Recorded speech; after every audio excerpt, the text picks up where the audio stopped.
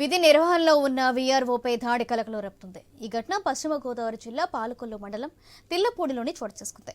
జొన్నల సత్యనారాయణ అనే వ్యక్తి రెవెన్యూ పోరంబోకు స్థలాన్ని ఆక్రమించుకుని పశువుల పాక ఏర్పాటు చేసుకున్నాడు. పశువుల పాక ఖాళీ చేయించేందుకు వెళ్లిన వీఆర్ఓ ఆదినారాయణపై కత్తితో దాడి చేశాడు సత్యనారాయణ. దాడిలో స్వల్ప గాయాలైన వీఆర్ఓను చికిత్స నిమిత్తం ప్రభుత్వ ఆసుపత్రికి తరలించారు. ఈ ఘటనపై పోలీసులు కేసు నమోదు చేసి దర్యాప్తు చేపట్టారు.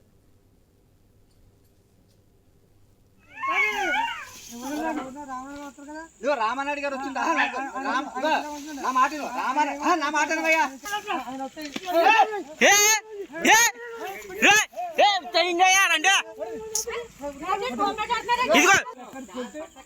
మొత్తం చెట్లకి ట్రీ పట్టాల మొత్తం అన్ని క్యాన్సిల్ చేశాను.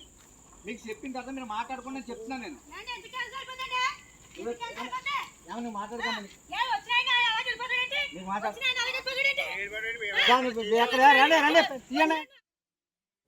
విధి నిర్వహణలో ఉన్న వీఆర్ఓపై దాడి కలకలం రేపుతుంది. ఈ ఘటన పశ్చిమ గోదావరి జిల్లా పాలకొల్లు మండలం తిల్లాపూడిలో చోటు చేసుకుంది. దీనికి సంబంధించి మరింత సమాచారం మా ప్రతినిధి భార్గవ్ అందిస్తారు. భార్గవ్, పశ్చిమ గోదావరి జిల్లా పాలకొల్లు మండలం తిల్లపూడిలో ఈ ఘటన చోటు చేసుకుంది.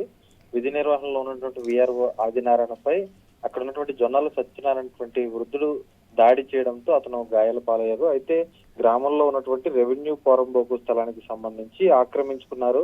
పశువుల పాకను ఏర్పాటు చేయడంతో వీఆర్ఓ దాన్ని ఖాళీ చేయించుకుని వెళ్లారు.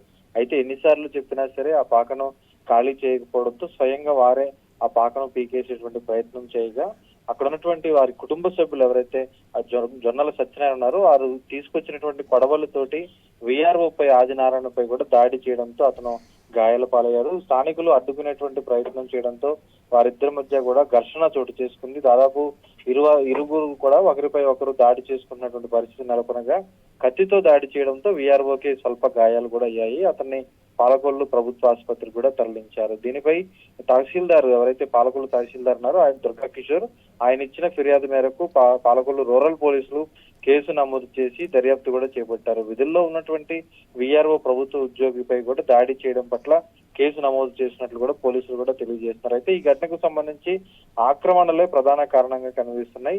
రెవెన్యూ పోరంబోకు భూమిని ఆక్రమించుకోవడంతో ఈ ఘటన జరిగిందని తెలుసుకున్నారు.